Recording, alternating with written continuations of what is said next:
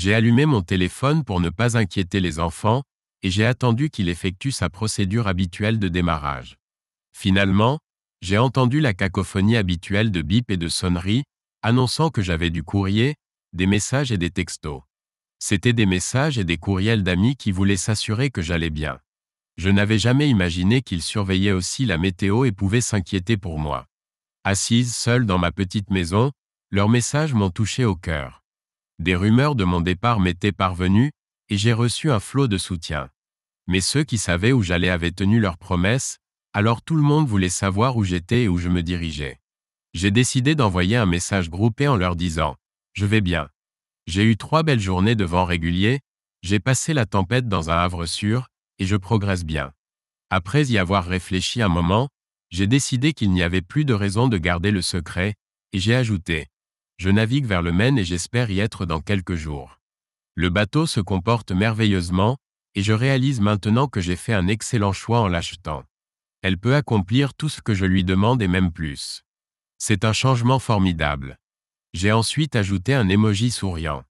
Je me suis dit qu'il comprendrait l'allusion. Craig était au courant de mes projets depuis le début, et je lui avais promis de le récupérer quelque part sur la côte en remontant vers le nord. Lorsque j'eus terminé mon petit déjeuner et mes messages téléphoniques, le soleil s'était déjà levé, mais j'avais le temps de savourer une seconde tasse de café, et je me suis installé dans le cockpit pour contempler le lever du soleil. C'était un nouveau jour, et pour la première fois, j'ai vraiment eu l'impression que c'était un nouveau départ. J'étais à mi-chemin et je ne fuyais plus la douleur ni ce que je considérais comme ma défaite. Maintenant, je courais vers une nouvelle vie. Les pêcheurs étaient déjà sur l'eau quand j'étais prête à lever l'ancre. Le vent soufflait de l'ouest, et j'ai mis le cap au nord-est vers Buzzard Bay. Je n'avais toujours pas décidé comment contourner Cap COD. L'idée d'aller plus au large et de contourner le cap par l'est était très tentante, mais c'était ma première traversée en solitaire sur l'océan. De plus, j'avais d'autres engagements. Une fois passé New Shoreham, j'ai viré de 10 degrés vers l'est et dirigé voyager dans une large trajectoire sur bâbord. La grand voile, le foc et le génois tiraient bien, et je commençais à réaliser ma meilleure performance en navigation. La mer ondulait doucement, et voyager s'élevait et retombait rythmiquement tandis que j'accumulais les milles sous la quille. Je me suis dit, voilà l'essentiel. J'ai un bon bateau sous mes pieds, une brise constante dans mon dos, et un objectif qui m'appelle. J'ai besoin de plus de ça et moins de ce que j'ai laissé derrière moi. Bientôt, je me retrouvais dans la même position qui m'avait mené jusque-là.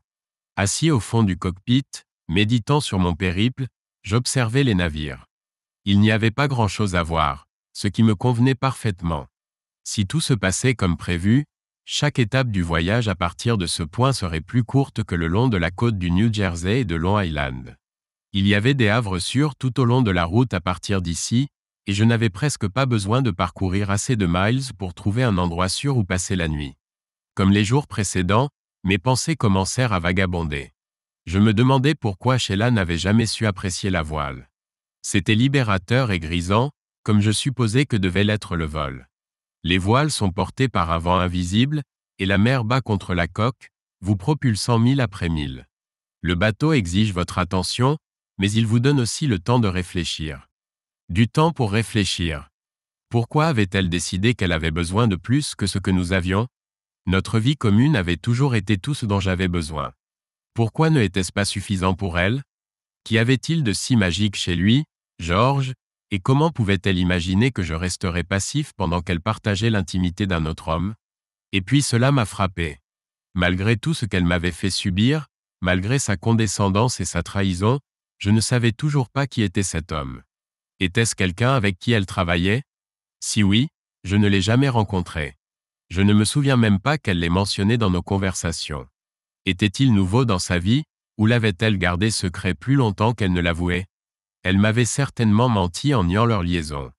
Était-ce quelqu'un qui venait à son bureau de temps en temps, ou était-ce simplement une brève rencontre qui avait suffi à tourner la tête de mon épouse? Ma colère s'est ravivée un instant, et j'ai fixé l'horizon oriental pour m'éclaircir l'esprit. Quelqu'un naviguait près du bâbord, se dirigeant vers le sud à travers la baie. Je me demandais d'où il venait et où il allait. Nos routes se croisaient à plusieurs miles de distance, alors j'ai sorti ma longue vue pour mieux observer le paysage. Certaines personnes ne connaissent pas les monoculaires, mais ce n'est qu'une moitié de jumelles. Il faut admettre qu'ils sont plus pratiques à utiliser sur une mer agitée, et j'ai rapidement fait la mise au point sur l'autre bateau. Il y avait un homme d'environ mon âge assis à la barre, et une femme sortait du panneau de la cabine. Elle posa 2 tasses sur le plancher du cockpit, quitta la cabine, puis les reprit pour emporter une à l'homme qui semblait être son époux. Je me demandais ce que cela faisait de naviguer avec son conjoint et de partager cette expérience avec son âme sœur, son partenaire. Ils m'observèrent brièvement, ou peut-être regardaient-ils voyager, mais ils étaient trop loin pour remarquer que je les observais. Je suppose que, comme moi, ils admiraient simplement le navire qui passait. Je souris et laissai la vanité prendre le dessus un instant. Je savais que voyager était un magnifique voilier et j'envisageais brièvement de hisser le spinnaker, mais j'y renonçai rapidement. Le spinnaker deviendrait problématique si le vent changeait brusquement ou si je devais modifier ma trajectoire. Je fis un signe de la main, mais j'étais trop éloigné pour qu'il me remarque. Il semblait converser, et je vis que l'homme riait. Pour la première fois depuis mon départ de Whitehall Bay, je me sentis véritablement seul. Jusqu'à présent, j'avais été un voyageur solitaire, mais maintenant j'étais quelqu'un d'autre. J'étais déraciné. J'étais séparé de tout et de tous sauf de voyager, et pendant un instant, je me demandais ce que serait la vie partagée avec une femme qui ne désirerait qu'être à mes côtés. J'écartais ces pensées et me rappelais d'allumer mon téléphone portable une fois au port pour parler aux enfants. J'avais besoin d'entendre leur voix et d'expliquer ma décision. J'espérais leur soutien, mais seul le temps dirait comment ils réagiraient. Après tout, Sheila était leur mère. Ils devaient lui montrer au moins une certaine loyauté. Pour la première fois, je commençais à m'interroger sur le prix que je pourrais payer pour ma nouvelle vie. J'observais l'eau devant moi. Il y avait encore quelques bateaux quittant leur port pour nager ou pêcher, mais c'était jeudi, le début de la saison, donc c'était loin d'être bondé. Bientôt je serais dans Buzzard Bay, et en fin de matinée, plus de compagnie serait sur mon chemin. L'image de cet homme et de sa femme naviguant vers le sud ne quittait pas mon esprit. Ils semblaient heureux, et je me souvins d'une époque où Sheila et moi paraissions identiques l'un à l'autre. Avant la naissance des enfants, nous étions insouciants, et chaque jour semblait être une lune de miel. Quand les enfants sont nés, la vie est devenue encore plus belle.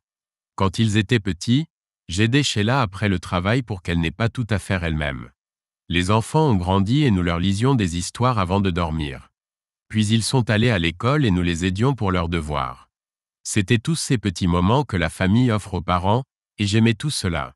Je n'ai jamais eu l'impression de vieillir ou que le temps m'échappait.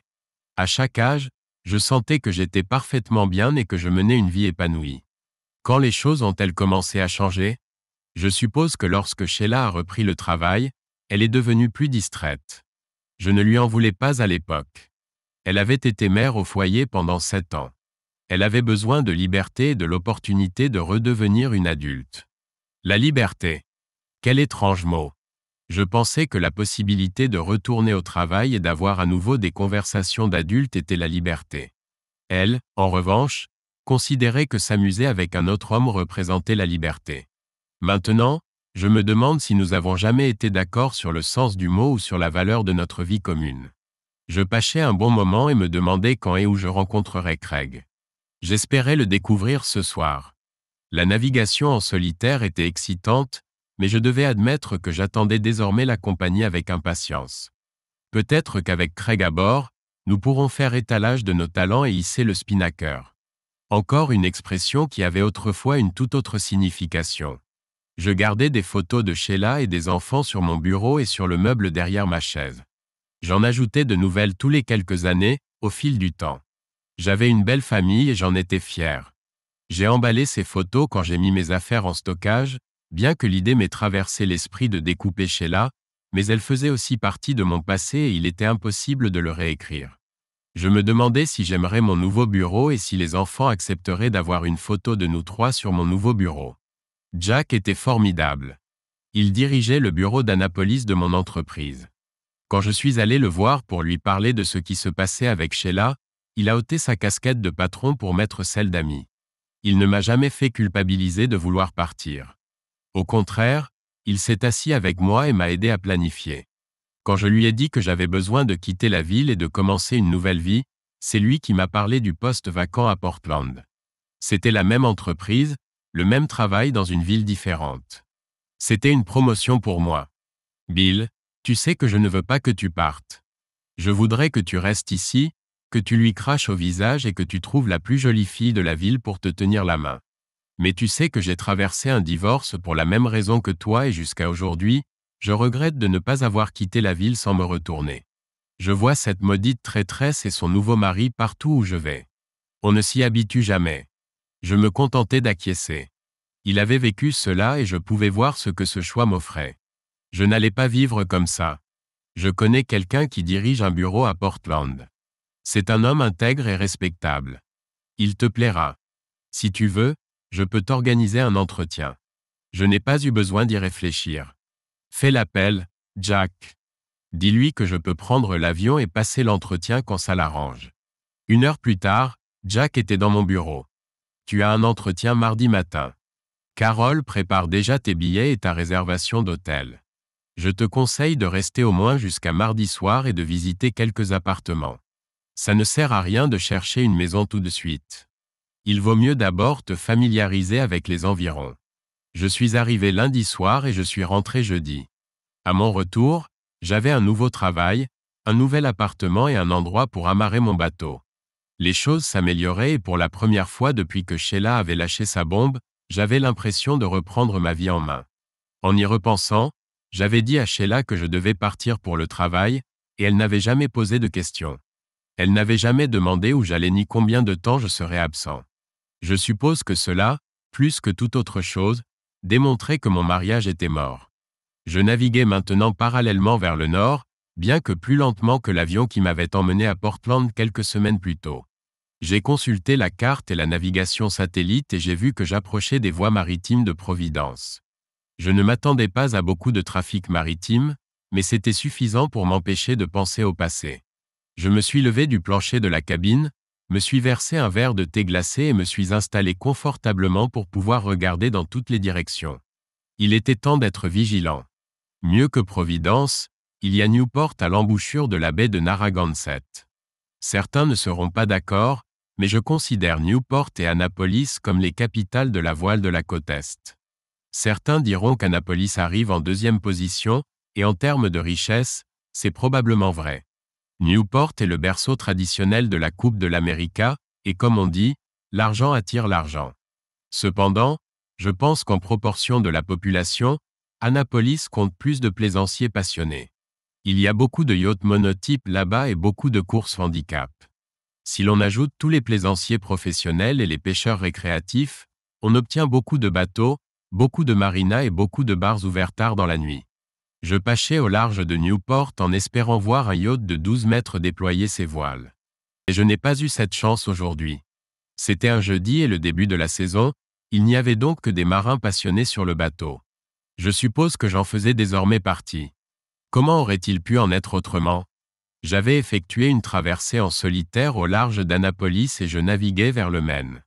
C'est alors que l'idée m'est venue. Je devrais commencer un journal de bord pour voyager. Je documenterai ma traversée hauturière, notant les miles parcourus, le vent et l'état de la mer. Ce serait la chronique de ma nouvelle vie. Cela semblait être une bonne chose à faire. Je ne l'ai jamais fait. Ce n'était qu'une pensée grandiose et éphémère. J'ai toujours vécu dans l'instant présent, et voyager ne ferait pas exception. Au lieu de cela, je me contentais d'observer les autres navigateurs alors que nous passions, sachant qu'ils enviaient les lignes élégantes de voyager et sa facilité de mouvement. C'était mon style.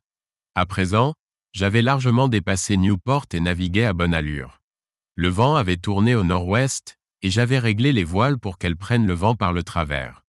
Maintenant, voyager volait véritablement. J'entrais dans Buzzard Bay, et la mer se fit plus clémente. J'avais passé les voies maritimes, et maintenant j'avais le temps de grignoter. J'aurais vraiment voulu un sandwich à la salade d'œufs, mais tous les œufs étaient crus. Ne voulant pas faire bouillir de l'eau pendant que le bateau tanguait sur les vagues, je me contentais d'un sandwich croustillant au beurre de cacahuète et à la confiture de raisin. Il s'avéra si délicieux que j'en mangeais un second. Mon appétit revenait, et je pensais que c'était probablement bon signe. La nourriture ne m'avait plus attiré depuis que Sheila avait dicté ses conditions. Rien ne m'avait attiré du tout à ce moment-là. Maintenant, j'étais à plusieurs centaines de miles de chez moi, et même en y pensant, je gagnais des miles sous ma quille. J'avais fait la moitié de la traversée et je descendais la pente. Vers midi, je vis quelques bateaux de plus, mais pas beaucoup. Je me dis que j'étais fait d'un matériau plus solide et je ris. Je n'étais pas solide. Je n'avais simplement pas besoin d'être au travail. Décidant que j'en avais assez de penser à Sheila et aux insupportables tracas que j'avais laissés derrière moi pour la journée, je m'installai sur le banc du cockpit et regardai Voyager faire son chemin dans Buzzard Bay. Elle est tout simplement magnifique. Le cockpit me permet d'ajuster les voiles aux conditions changeantes du vent, ajoutant ou réduisant la voilure pour maintenir le gouvernail équilibré et neutre. Un petit ajustement du foc, quelques degrés sur le pilote automatique, et Voyager répond. C'est ce après quoi j'aspirais. Quand je faisais les choses correctement, j'étais récompensé. Quand je me trompais, elle me le faisait savoir. Nous communiquions, ce bateau et moi. Nous avions un accord, un contrat. Je prendrais soin d'elle et elle ne me laisserait pas tomber. J'ai affalé les voiles dans le port de New Bedford et remonté la rivière. Il était facile de trouver un stationnement près de la ville et des restaurants en début de saison, et presque aussi facile de trouver une douche chaude. Je suis retourné au bateau pour consulter mon téléphone portable et lire un message de Craig.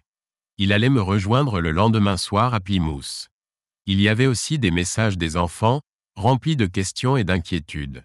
Je prendrai le temps d'y répondre ce soir. Puis, me sentant prêt à retrouver la civilisation, je suis parti à la recherche d'un restaurant italien où je pourrais déguster les pâtes dont j'avais tant envie. J'ai commandé une grande assiette de carbonara et une belle salade accompagnée d'un verre de Chianti, et je suis retourné sur Voyager, pleinement satisfait. Lorsque je suis revenu au bateau, le soleil s'était couché depuis longtemps, mais je voulais célébrer. J'avais surmonté l'obstacle, le bateau se comportait bien, et j'aurais de la compagnie le lendemain soir. Me versant un verre de bourbon, je me suis rassis pour écrire un message à mes enfants. Une légère brise soufflait, tenant les insectes à distance, alors je me suis installé dans le cockpit, le dos appuyé contre la cabine, rassemblant mes pensées tout en observant les touristes qui déambulaient. Observer les gens avait toujours été l'un de mes passe-temps favoris, et je m'asseyais souvent au centre commercial pour regarder les clients lorsque j'accompagnais Sheila dans ses séances de shopping. C'était déjà un lointain souvenir. En réalité, elle ne voulait plus que je l'accompagne depuis plusieurs années. Je me demandais quand ces infidélités avaient vraiment commencé. Ah, au diable tout ça! Ai-je pensé, et au diable avec elle aussi. J'ai passé trop d'années à m'inquiéter de ses sentiments et de ses besoins. Elle veut commencer une nouvelle vie? Eh bien, voici la mienne. C'était le début de ma nouvelle vie, et elle commencerait par moi, assis sur mon bateau, sirotant du bourbon et mettant de l'ordre dans mes pensées. Je sais que cela ne semble pas grand-chose, mais c'était suffisant pour cette nuit-là. Les habitants se dispersaient déjà vers leur demeure lorsque j'ai terminé d'ébaucher mon message aux enfants. J'ai décidé d'être bref et direct. Ce sera difficile à comprendre pour vous, et je ne peux pas dire que je le comprends moi-même. Votre mère a décidé d'avoir un amant. Il s'appelle George. Je ne le connais pas et ne sais rien de lui, mais je n'ai nullement l'intention de rester les bras croisés pendant que votre mère passe ses nuits dans son lit. C'est pour cela que j'ai quitté votre mère. Ce n'est pas plus compliqué que ça. J'ai essayé d'être un bon mari. J'admets que je ne suis pas parfait, mais personne ne l'est. Je lui ai été fidèle depuis le jour où nous nous sommes rencontrés, et maintenant je dois me respecter et exiger mieux que ce qu'elle m'offre. Vous savez que je vous aime tous les deux. Je divorce de ta mère, mais je ne divorce pas de toi. Mon engagement envers toi ne changera jamais. Je déménage dans le Maine, et je sais que cela rendra ta vie plus difficile puisque ta mère et moi ne vivrons plus sous le même toit, ni même dans la même ville. Je suis désolé que cela affecte ta vie, mais je veux que tu saches qu'il arrive un moment dans la vie de chacun où l'on doit faire ce qui est juste pour soi. J'espère que ta mère trouvera ce qu'elle cherche, mais ce ne sera pas avec moi. Réfléchis à ce que je t'ai dit et reviens vers moi quand tu seras prêt. Je t'aimerai toujours. J'ai encore besoin de toi et je te veux dans ma vie. Papa. Lorsque j'eus terminé mon message, j'étais épuisé et je commençais à penser qu'il était temps d'aller me coucher. Si les prévisions météorologiques se maintiennent, demain sera une belle journée. Je naviguerai à travers Buzzard Bay et sortirai du canal de Cap Cod vers la baie de Cap Cod. Si le vent ne tourne pas vers le nord, la navigation sera facile, et je devrais pouvoir atteindre Plymouth d'ici vendredi soir. Jour 6, vendredi. La nuit de jeudi, j'ai bien dormi. Voyager tanguait légèrement quand les bateaux passants la faisaient tirer sur les amarres, mais j'ai dormi profondément. Puis, pour la première fois depuis samedi, je suis allé en ville prendre mon petit déjeuner. Il me manquait des protéines dans mon régime quotidien, alors j'ai pris une assiette d'œufs et de bacon avec un bon café et un jus d'orange. Me sentant bien, je suis retourné au bateau et j'ai vérifié mon téléphone. J'avais des messages des 2 enfants. Comme je m'y attendais, ils étaient bouleversés et avaient des questions. Je m'attendais à ce qu'ils remettent en question mon histoire concernant leur mère et Georges, mais ils m'ont surpris. Je suppose qu'ils étaient plus observateurs en tant qu'enfants dans un mariage que je ne l'étais en tant qu'époux. Ils voyaient tous les deux le côté égoïste de leur mère plus clairement que moi et croyaient ce que je leur avais dit. Ils voulaient l'assurance que je resterais en contact et qu'ils pourraient venir me rendre visite une fois que je serais installé, et je leur ai rapidement répondu en les assurant qu'ils auraient toujours une invitation ouverte et un endroit où séjourner chez moi. Ils me manquaient terriblement, mais leur amour et leur soutien m'ont remonté le moral. Je ne peux m'empêcher de dire que je suis resté assis là dans la cabine à pleurer. Ma femme m'avait peut-être trahi, mais les enfants étaient là pour moi et c'était suffisant. Quand tout fut prêt et que la literie fut mise à sécher, j'ai démarré le moteur, largué les amarres et mis le cap vers Buzzard Bay. Naviguer dans la baie était reposant. Le vent soufflait de l'ouest, il n'y avait que quelques bateaux, et je naviguais vers le chenal avec un bon timing. Le canal de Cap COD ressemble beaucoup au canal CD, et je savais que je devrais peut-être croiser des navires commerciaux en sens inverse. Bien que cette idée ne m'enchantât guère, je savais que je n'étais pas le premier à le faire et je me sentais prêt. Cela s'avéra plus simple que prévu. J'ai affalé les voiles à l'entrée du chenal et fait une traversée tranquille jusqu'à la baie de Cap COD. Je devenais un véritable maître dans ce genre de manœuvre. J'avais du temps devant moi, et la baie de Cap COD est une vaste étendue d'eau semi-fermée, ouverte uniquement vers le nord. Le vent ayant tourné au nord, il était impossible de suivre un cap direct le long du rivage. J'ai donc orienté voyager vers le nord-est et mis le cap vers le centre de la baie. C'était libérateur. J'ai hissé la grand voile, le foc et le génois, réglé les écoutes, coupé le moteur, et senti le bateau accélérer. Le vent dans les dents, voyager gîté sur tribord en se dirigeant vers le large. Il montait et descendait, se balançant légèrement sur chaque vague, donnant l'impression que rien ne pouvait l'arrêter. C'était grisant et libérateur, et j'avais le sentiment que nous pouvions tout accomplir ensemble. Ce soir-là, je trouvais à peine le temps de descendre me servir un verre. Nulle place pour l'ennui ou pour s'asseoir dans le cockpit. Je restais en hauteur, le vent au visage. Je laissais le pilote automatique barré, tout en m'assurant que les voiles restaient bien tendues et en surveillant la navigation électronique. Voyager était dans son élément et naviguer magnifiquement. Elle incarnait la beauté, la puissance et la grâce. Je sentais désormais que j'avançais pour construire ma propre vie. Je peux reconstruire ma vie. Je surmonterai toutes les situations. Je serai capable de relever tous les défis. J'étais prêt. C'est le genre de sentiment qu'un bon vent et un bon bateau peuvent procurer, et c'est ainsi que j'ai navigué jusqu'au centre de la baie de Cap COD. Arrivé au centre de la baie, j'ai viré de bord vers le nord-ouest. C'était simple.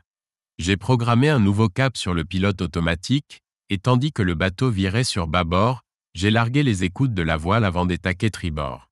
La voile traverse naturellement l'axe central du bateau, et dès qu'elle l'a franchi, j'ai assuré les écoutes et réglé les voiles. La grand voile s'est inclinée sans nécessiter trop d'attention. La transition de bâbord à tribord a pris environ 15 secondes, et tandis que voyager accélérait, j'admirais l'efficacité de l'ensemble. Bien sûr, cela aurait été plus rapide avec un équipage, mais j'ai tout fait seul. La barre était stable et souple, les voiles tiraient bien, et la coque était étonnamment rapide. J'ai vérifié la navigation, et il semblait que je passerais facilement le point d'étape, essayant de passer à l'est de Solidors et des rochers Marianne pour atteindre Plymouth avant la tombée de la nuit. En naviguant vers le nord-ouest, je me suis mis à réfléchir à la navigation et à ces falaises devant moi. À l'époque, avant la navigation électronique, un capitaine gagnait sa vie en connaissant sa position quelles que soient les conditions météorologiques. Quand le brouillard s'installait, le capitaine devait toujours savoir qu'il évitait les dangers qui l'attendaient. Ces falaises sont devenues une métaphore des décisions qui m'ont conduit ici. Comment n'ai-je pas remarqué les écueils à l'horizon quand les enfants sont partis à l'université et que nous sommes devenus des êtres vides? Je pensais que tout allait bien, mais le brouillard s'est installé sans que je m'en aperçoive, et les écueils sont apparus. Georges était-il l'écueil?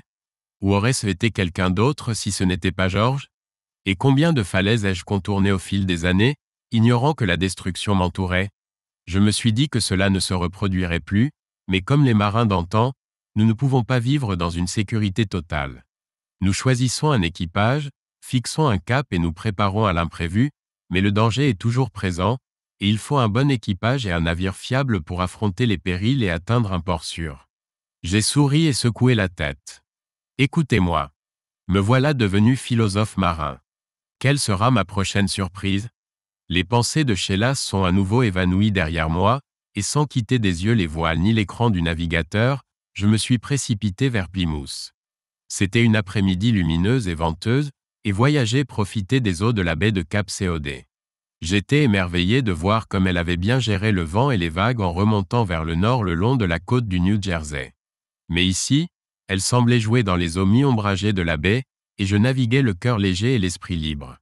C'était en début de soirée, alors que je manœuvrais lentement voyager vers l'emplacement que j'avais loué, que j'ai aperçu une silhouette familière qui m'attendait sur le quai. Craig m'avait devancé. Il m'a rapidement lancé toutes les amarres et bientôt voyager était à quai. Tu es arrivé juste à temps, toi aussi. Comment es-tu venu depuis l'aéroport? Craig a ri.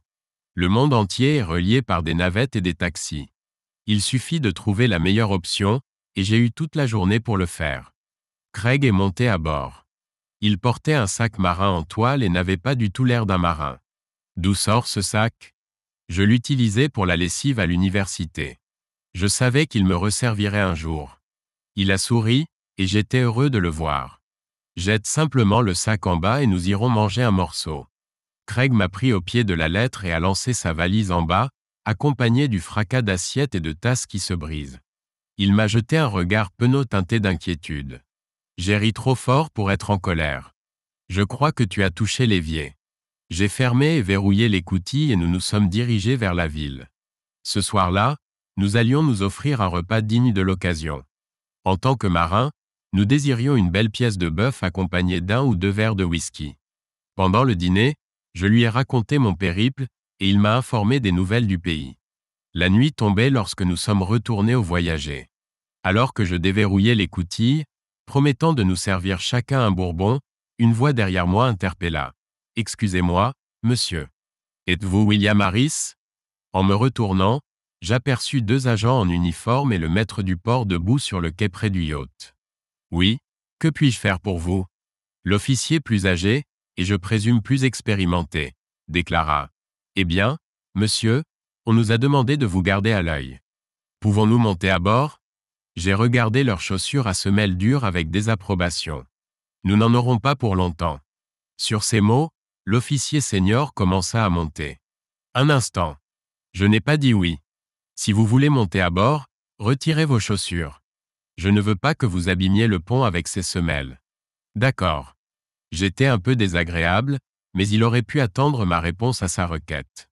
Il était clair à son expression qu'il n'appréciait pas ma réponse, mais il s'exécuta, et j'observai deux agents en uniforme, deux des meilleurs représentants de Plymouth, retirer leurs chaussures et monter à bord du voyager en chaussettes. « Asseyez-vous. Mettez-vous à l'aise, dis-je avec un léger rire. Le banc dur du cockpit n'était guère confortable. Nous nous sommes installés tous les quatre dans le cockpit du voyager pendant que le maître du port retournait sur le quai pour attendre les officiers. « Que puis-je faire pour vous, messieurs ?» Ils commençaient à paraître mal à l'aise, et je suppose qu'ils étaient embarrassés. Ce n'était probablement pas la première fois qu'ils se retrouvaient dans une situation gênante. « Eh bien, monsieur, il semblerait que votre épouse s'inquiète pour vous.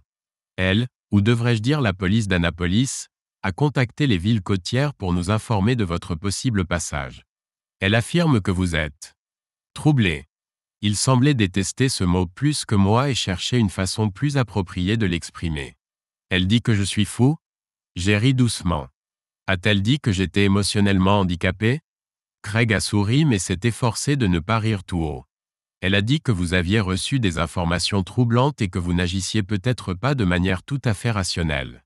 Mon rire n'était plus discret, et Craig abandonna toute tentative de garder son sérieux. Écoutez, messieurs, mon épouse m'a fait part d'une révélation déplaisante il y a environ 4 semaines. Elle entretient une liaison, et elle compte la poursuivre. Nos enfants sont grands, j'ai été libre de faire quelques changements dans ma vie, et je ne tolérerai pas ce genre d'irrespect. J'ai arrangé un transfert au travail et je déplace mon bateau dans le Maine. Rien de compliqué. Les deux officiers acquiescèrent à ce moment-là, et je crus apercevoir un regard envieux de la part du plus âgé. Le plus jeune officier regarda Craig et demanda « Voyagez-vous avec lui ?» Je n'ai pas voyagé avec lui, mais c'est le cas maintenant. Il a navigué seul depuis Annapolis, mais je le rejoins d'ici jusqu'à Portland. Les deux hommes me regardèrent avec un respect renouvelé. Vous avez navigué seul sur ce navire d'Annapolis jusqu'ici? Oui. Avez-vous rencontré des problèmes? Aucun jusqu'à présent. Je souris au plus jeune, qui eut la noblesse de paraître un peu gêné. L'officier senior examina le cockpit, regarda vers la proue du voyager, et je crois qu'il reconnut un navire bien équipé et bien entretenu. Se tournant vers moi, il dit « Eh bien, monsieur, désolé de vous avoir dérangé. Vous semblez avoir tout sous contrôle. Nous vous souhaitons simplement bon voyage, et j'espère que vous trouverez la vie que vous cherchez. » Lorsque nous nous sommes levés, je leur ai serré la main et me suis excusé de leur avoir fait retirer leurs chaussures. Ils ont ri et n'en ont pas pris ombrage. Pourriez-vous faire savoir le long de la côte que je ne suis pas aussi fou que mon épouse veut le faire croire? Ils acquiescèrent, dirent qu'ils le feraient, et sur ces mots, ils partirent. Craig me regarda. Mon vieux, tu n'es jamais ennuyeux, n'est-ce pas? Je n'avais pas de réponse à cette question, alors je suis descendu pour nous servir chacun un verre de scotch. Nous avons passé le reste de la soirée assis dans le cockpit du voyager, sirotant notre scotch et regardant les gens vaquer à leurs occupations. Quand l'heure fut venue, nous sommes descendus, avons préparé nos couchettes et nous sommes endormis. Jour 7, samedi. Maintenant que Craig m'avait rejoint, la navigation avait changé. Nous pouvions naviguer plus longtemps, nous relayant si nous le souhaitions. Il y avait beaucoup de ports et de choix. Nous pouvions prévoir du temps pour visiter les îles côtières, changer de voile plus facilement et plus souvent, et cuisiner en route. Plus important encore, j'avais quelqu'un à qui parler, et raconter des histoires est le talent principal de Craig. À partir de ce moment-là, le voyage est devenu tout à fait civilisé. Avant de quitter Plymouth, nous avons pris le temps de prendre un véritable petit déjeuner. Craig n'a pu résister aux pancakes au sirop d'érable, et pour moi, un petit déjeuner décadent signifie toujours des œufs bénédicts. Nous étions tous deux plus que satisfaits de notre repas et du café qui l'accompagnait. En retournant au bateau, Craig a dit « Tu sais, toutes les épouses sont allées chez toi et ont démoli Sheila. » Je pense que pendant un bref instant, il a réalisé ce qu'il venait de dire et a ri. « Quelles épouses? » Toutes. Ma femme, la femme de Jack, celle de Pete, celle de Dave, celle de Jerry, celle de Paul. Je crois même que ma fille est venue avec nous. J'avoue que pendant un moment, des pensées désagréables comme « on récolte ce que l'on sème » m'ont traversé l'esprit. Mais j'étais de plus en plus convaincu que ma nouvelle vie ne devait pas se construire sur les malheurs du passé. Si ça t'intéresse, Gloria dit qu'elle ne comprend toujours pas pourquoi Sheila a fait ça. Elle a toujours dit que tu étais un mari modèle. C'est très gentil de sa part. En fait, elle dit souvent « Pourquoi ne peux-tu pas être plus comme Bill ?» Que Craig m'aide à avoir une meilleure attitude envers ma vie. En descendant la jetée vers voyager, j'ai demandé « Quand rentres-tu » J'ai un rendez-vous jeudi, mais Gloria m'a conseillé de rester absent aussi longtemps que possible. D'accord, d'accord. Tu sais que cette fille est folle de toi, n'est-ce pas? Oui, mais parfois elle a une drôle de façon de le montrer. Je ne pouvais pas effacer le sourire de mon visage même si je l'avais voulu. Je pensais que si nous avions le temps, nous pourrions passer la journée à naviguer autour de la baie puis passer la nuit à Provincetown. Cela nous ouvrirait des options pour demain, et nous pourrions facilement rejoindre Boston ou Portsmouth si le vent était favorable. Ça me semble être un bon plan. Avons-nous assez de nourriture à bord? Je crois avoir vu un marché quelque part. Nous avons assez de nourriture, et Provincetown regorge d'excellents restaurants. Nous ne mourrons pas de faim. Et c'est ce que nous avons fait.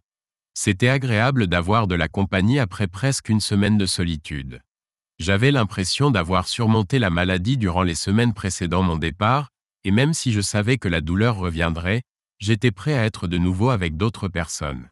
J'étais prêt à redevenir humain. Nous avons navigué vers le sud-est en direction de Barnstable, pas très loin, puis avons tourné vers l'est et ensuite vers le nord. Quand nous risquions d'atteindre Provincetown trop rapidement, nous avons viré vers l'ouest jusqu'à ce qu'il soit enfin temps d'entrer dans le port. Nous nous sommes simplement exercés et avons profité de la journée. Le dîner était excellent, et nous avons terminé la journée assis sur le pont jusqu'à tard dans la nuit, sirotant du bourbon et discutant.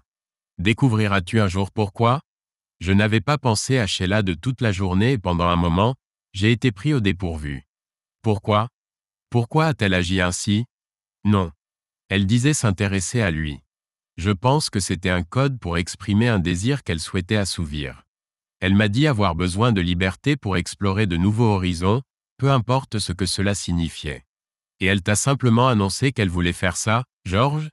C'est ce qu'elle a dit, mais elle a avoué qu'ils allaient déjà déjeuner, dîner et danser un peu. À mon avis, si elle me disait ne serait-ce que la moitié de la vérité, elle avait déjà partagé son intimité avec lui. Elle l'a admis? Elle ne l'a pas nié. Merde.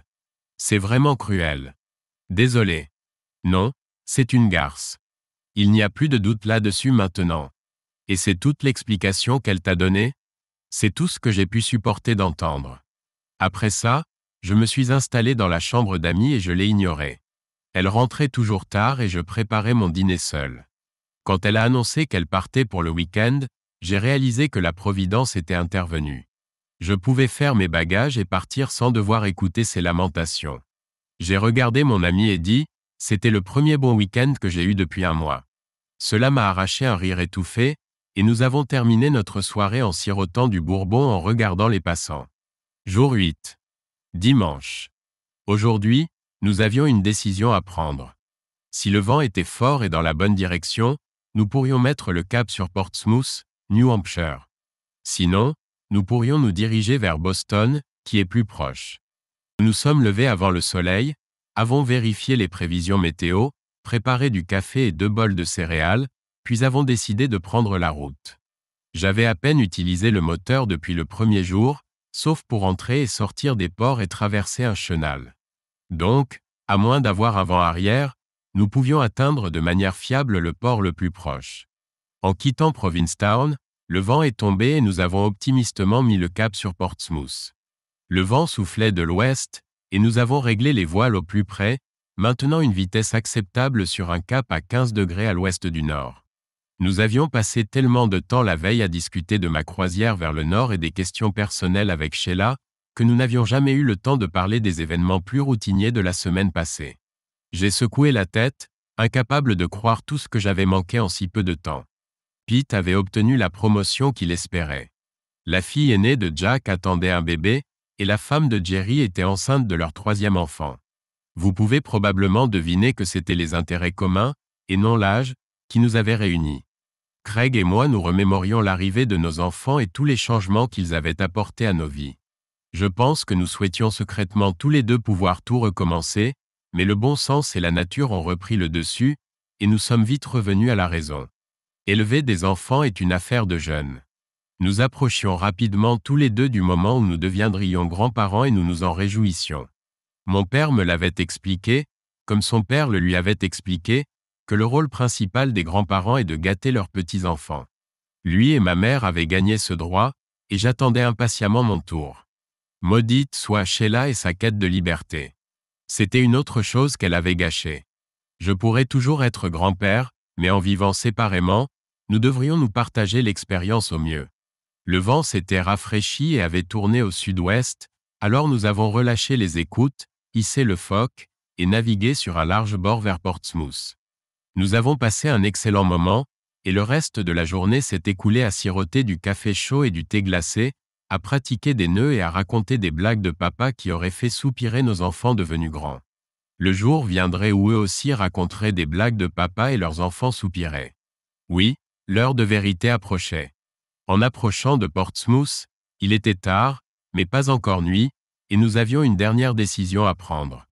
Nous pouvions remonter la rivière Piscataqua, ou nous diriger un peu plus à l'est et mouiller près de Shoals Island. La décision fut facile. Nous avions de la nourriture, nous n'avions pas à lutter contre le courant de la rivière, et si nous mouillions au large, nous pourrions nous allonger dans le cockpit et contempler les étoiles. Notre âme d'enfant l'emporta, et nous nous sommes dirigés vers les îles Shoals.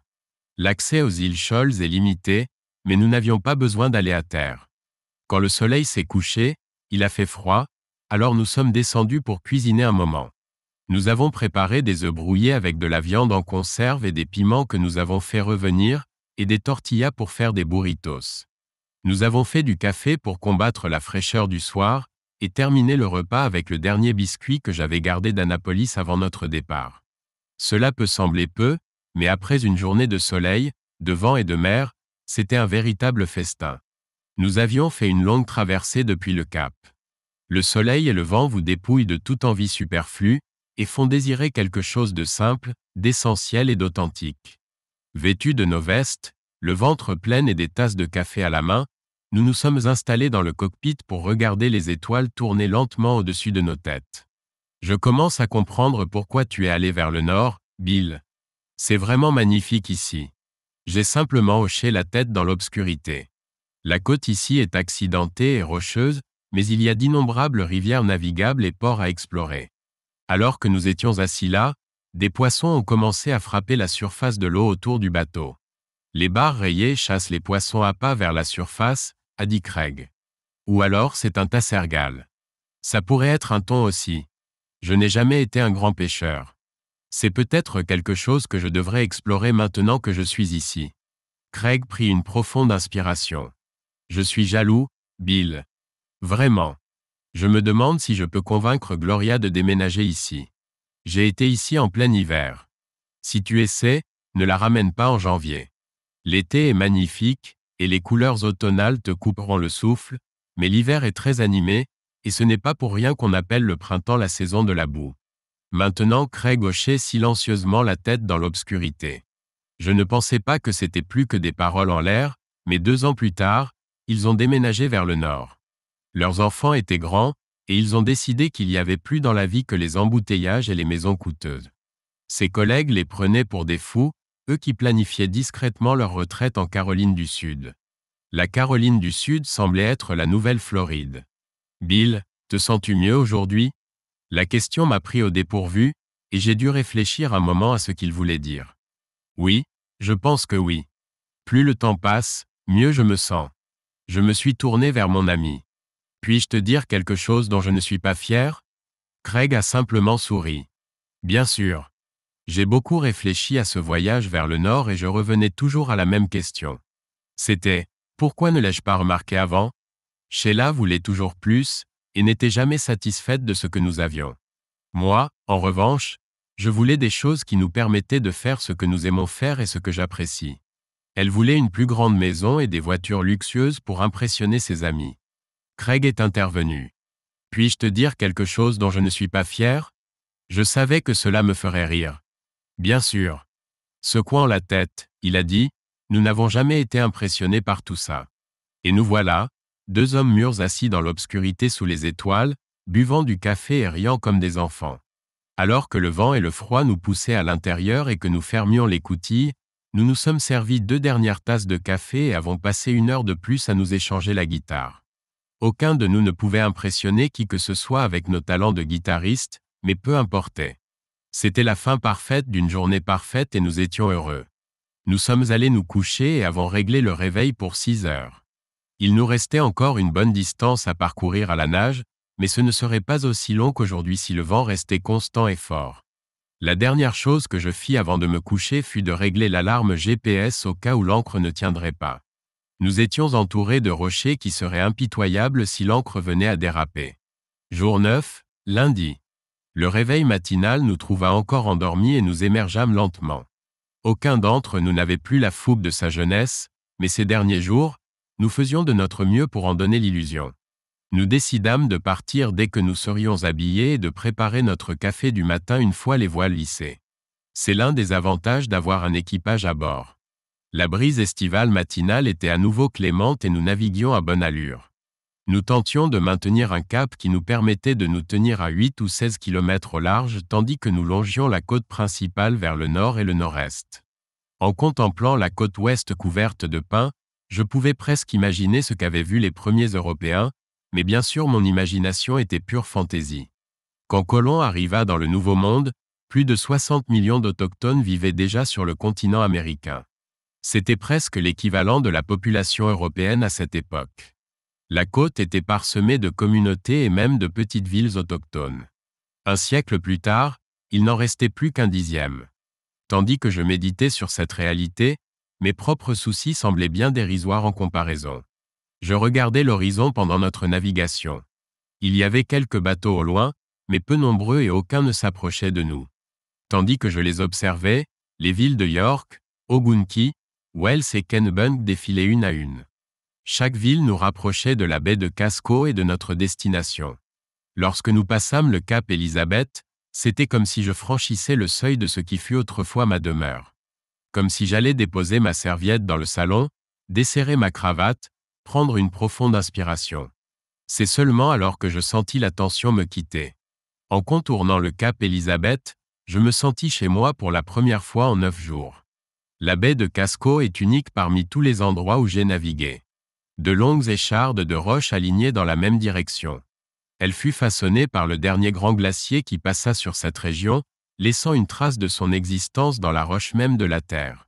Craig et moi nous retrouvâmes sur ce terrain de jeu marin, nous comportant comme deux enfants sur les barres de singe d'un parc. Nous naviguions entre les îles, accostant ici et là, empruntant la route la plus indirecte pour rejoindre le quai où voyager nous attendait. Nous rions à chaque mille parcouru, donnant le meilleur de nous-mêmes, et le bateau réagissait tel le pur sang qu'il est. La nuit tombait lorsque nous hissâmes la voile et amarrâmes au ponton qui allait devenir le nouveau port d'attache de voyager. En somme, ce fut une journée parfaite et une conclusion idéale à mon voyage, avec un bon vent, une mer modérée, un bateau fiable et une excellente compagnie. Nous avons rangé nos affaires en bas, promettant de mettre de l'ordre dans la cabine plus tard, fermer l'écoutille, et sommes partis en quête d'un dîner. Après le repas, nous nous sommes simplement promenés. Notre mouillage n'était pas dans le vieux port, je n'aurais jamais pu me le permettre.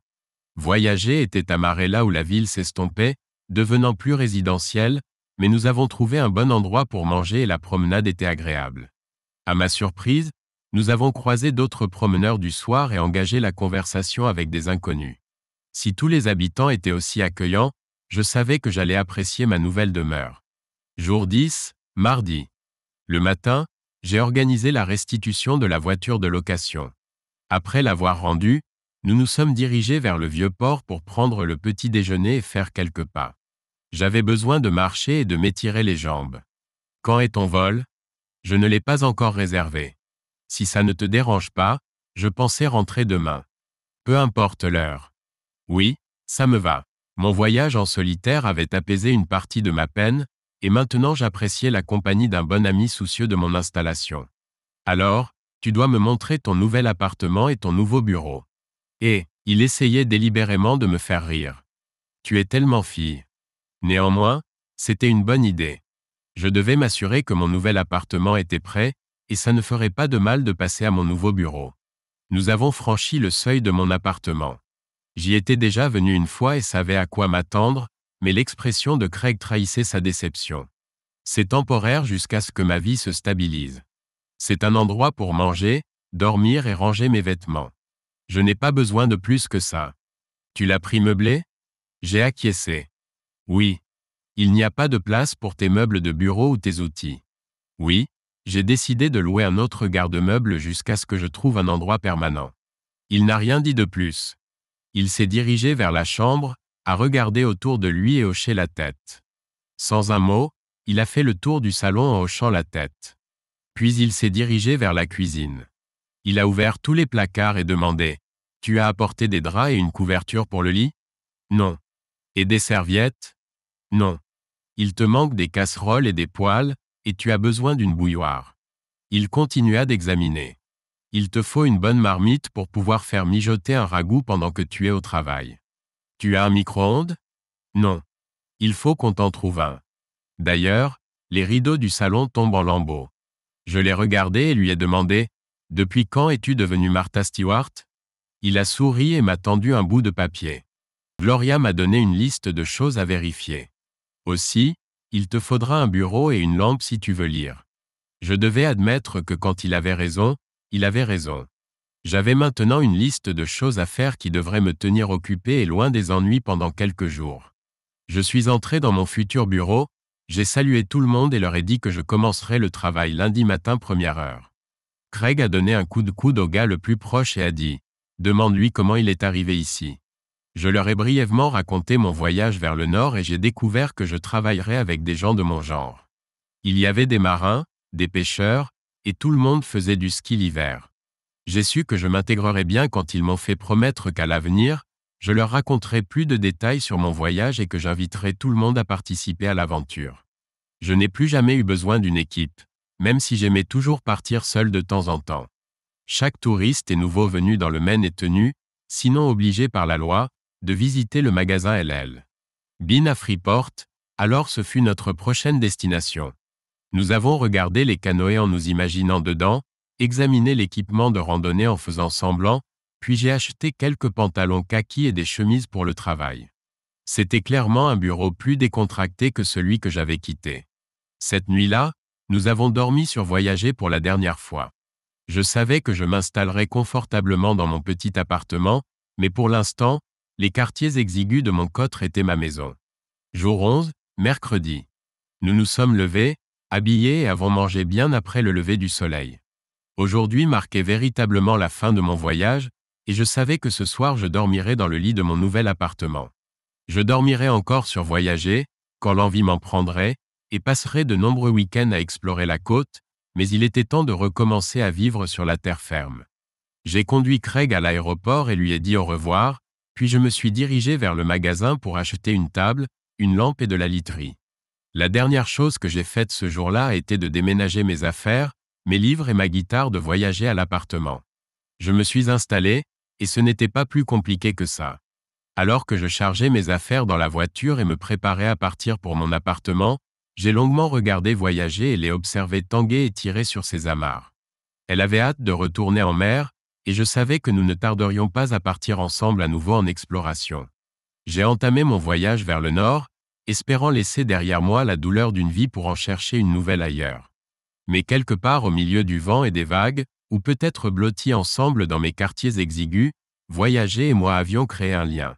Grâce à elle, j'avais été transformé et j'étais maintenant prêt à affronter une nouvelle vie.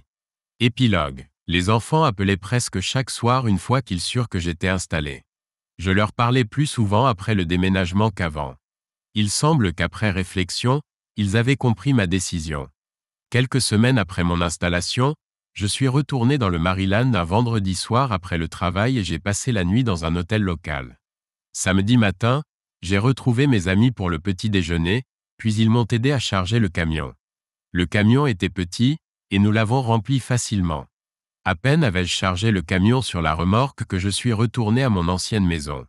Cela ne faisait pas plus d'1 mois, mais maintenant cela semblait une éternité. Mon périple était achevé. J'ai frappé à la porte d'entrée et quand Sheila a répondu, son visage reflétait la surprise, la confusion et la condescendance. Elle m'a invité à entrer, et nous nous sommes assis dans le salon. Elle arborait ce sourire suffisant, alors je l'ai laissé commencer. Alors, as-tu enfin terminé ta petite rébellion, et es-tu prêt à revenir au mariage? J'aurais préféré qu'elle dise autre chose. Non, je ne reviens pas. Son sourire suffisant s'est effacé, et elle m'a simplement fixé du regard. C'est étrange comme quelqu'un qui vous a trahi peut continuer à se croire irremplaçable dans votre vie, comme si vous ne pouviez jamais vous passer d'eux. J'ai une nouvelle vie maintenant, et je ne reviens pas. Tu as fait ton choix, et j'ai fait le mien. La meilleure chose à faire est simplement de signer les papiers, et nous pourrons chacun poursuivre nos vies. Elle a tenté de négocier, supplier, offert à peu près tout sauf George, mais il n'y avait pas de retour possible. Un homme espère que sa femme l'aimera, mais plus encore, il a besoin de son respect. Sheila ne me respectait pas. Quelque part en chemin, j'avais perdu son respect si j'en avais eu, et il était inutile de chercher à savoir où. Bientôt, je conduisais le camion et la remorque vers le nord, suivant le chemin que j'avais emprunté quelques semaines auparavant. C'est étrange comme à l'époque, mes préparatifs pour le déménagement m'avaient semblé intimidants, mais maintenant, d'une manière ou d'une autre, mon ancienne vie tenait facilement dans un petit camion avec mes livres et mes outils à l'arrière et mes guitares sur le siège à côté de moi. Comme alors, j'ai passé la nuit seul quelque part au nord de New York, et au matin, j'ai entrepris mon second voyage en solitaire vers le nord. Cette fois-ci, je retournais vers ma vie plutôt que de la chercher, et je savais que quoi qu'il arrive, j'apprécierais les années à venir. J'ai effectivement retrouvé l'amour la seconde fois, et j'ai des amis, anciens et nouveaux, avec qui j'ai partagé ce voyage, mais c'est une histoire pour une autre fois. Quant à Sheila et George, parfois je me laissais aller à des fantasmes de vengeance, mais j'ai réalisé que ce n'était que douleur et colère. J'ai essayé de remplacer la souffrance par la joie, l'isolement par des moments partagés avec de bons amis, et bientôt Sheila n'était plus qu'un obstacle parmi d'autres, et George n'avait plus aucune importance. Fin. Si vous avez aimé cette histoire, merci de nous soutenir avec un « j'aime » et de partager vos impressions dans les commentaires. Merci.